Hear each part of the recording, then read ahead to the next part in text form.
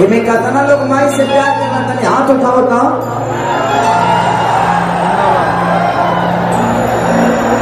करिएगा।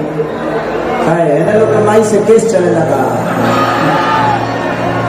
माँ से मोहब्बत करिएगा, क्योंकि माँ ही ऐसी चीज है कि माँ को अगर प्यार से बोल दीजिए तो आशीर्वाद में पूरी दुनिया समा जाती है। मेहरारू के सोना के हारो लिए हो तो एक दिन ठीक से रखी, अगला दिन कलाश लेने लगी।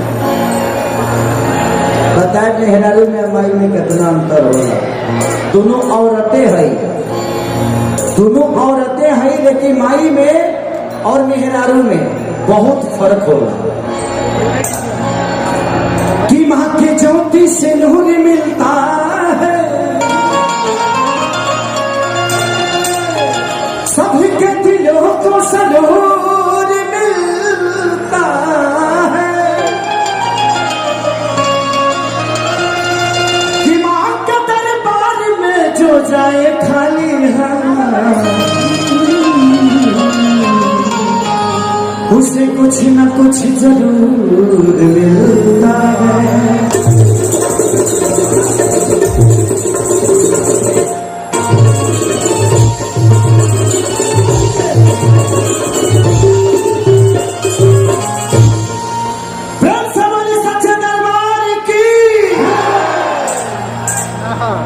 माई के जीव गाई ऐसा होला, भले पूत कपूत का है ना हो जाओ। ऐसे को माई के वजन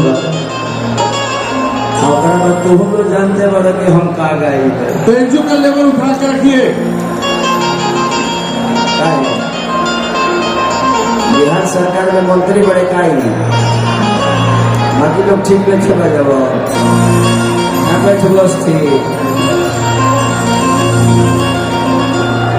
एगो भक्त माई के दरबार में गई और कहा कि माटी के मूर्ति से ताकेली मुस्काई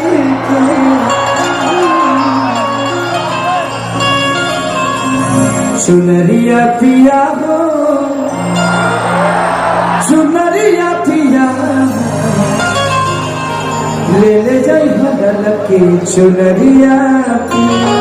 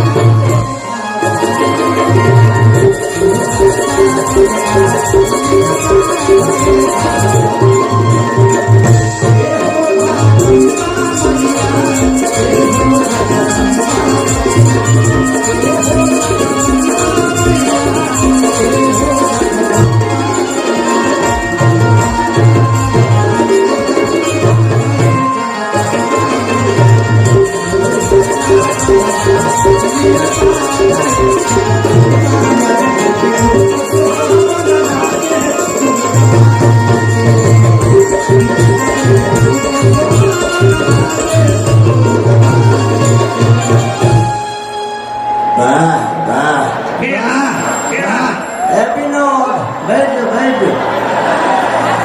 बाबू बैठ। अभी बहुत खेला बाकी बा। अभी तो भजन होता। भजन के बाद जानते बड़ा कि हम सरल शरीर वाला आदमी है।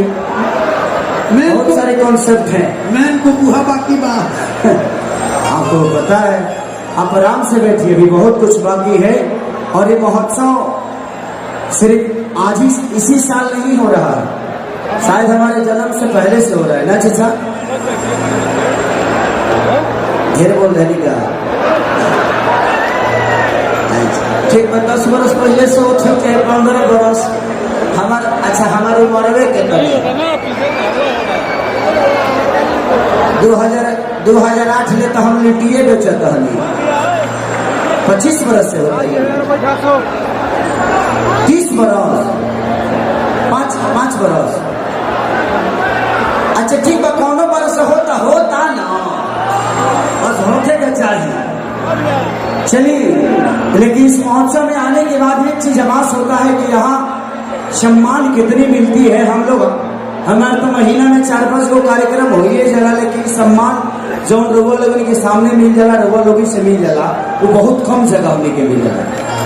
लेकिन थैंक यू सो मच माननीय हमारे गार्जियन स्वरूप जगदम्बिका पाल जी, जो कि इनसे सच में मिलने के बाद एक पिता का आभास होता है। और मैं हमेशा कोशिश करता हूं कि जब भी इधर आऊं चाचा का आशीर्वाद लेकर जाऊं। खाती आग बाड़ी, अरे पानी खाती पानी, जैसे चाहे वैसे अरे मिले माता कि आग खाती आग बाड़ी, पानी खाती पानी,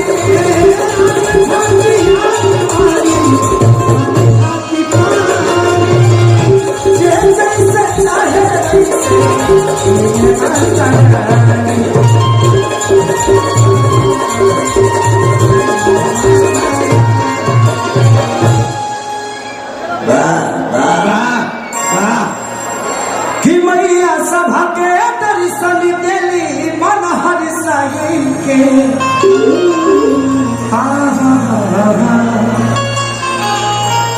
कि मैया सभा के दर्शन देली मन हर साई के।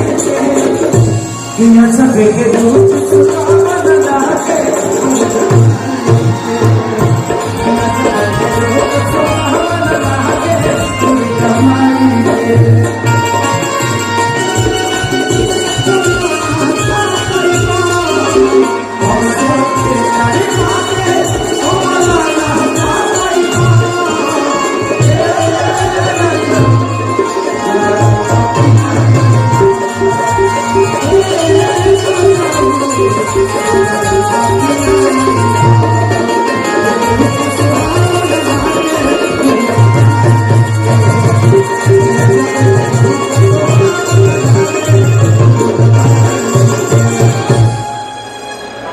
गाना कैलाश तंत्रा वाली हमारे भोजपुरी इंडस्ट्री की सबसे बड़ी राइटर, जिनका नाम है प्यारेलाल कवि जी, उन्होंने लिखा कि जब से बैठली मैया हरिया के पंडाल में, अजमे के ऊर्जा देखा अरे बाटे प्यारे कि जब से बैठली मैया आके पंडाल में, जब से बैठली मैया आके पंडाल में, अजमे के ऊर्जा देखा बाटे प्यारे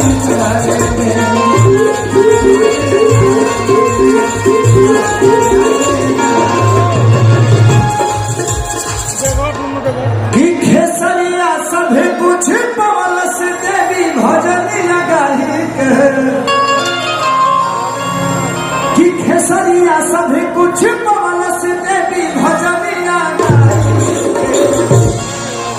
चल तयो छपे रूप सुहावन लागे दुर्गा माई के, सुहावन लागे दुर्गा।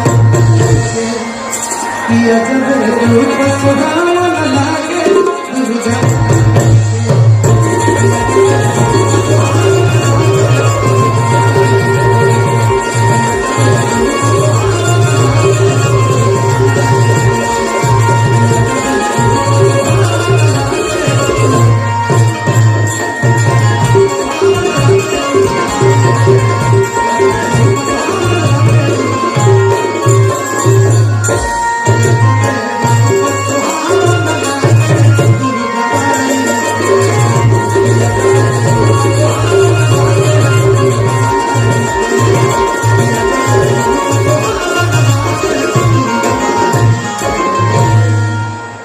अगर अच्छा लगा तो ताली बजा दो।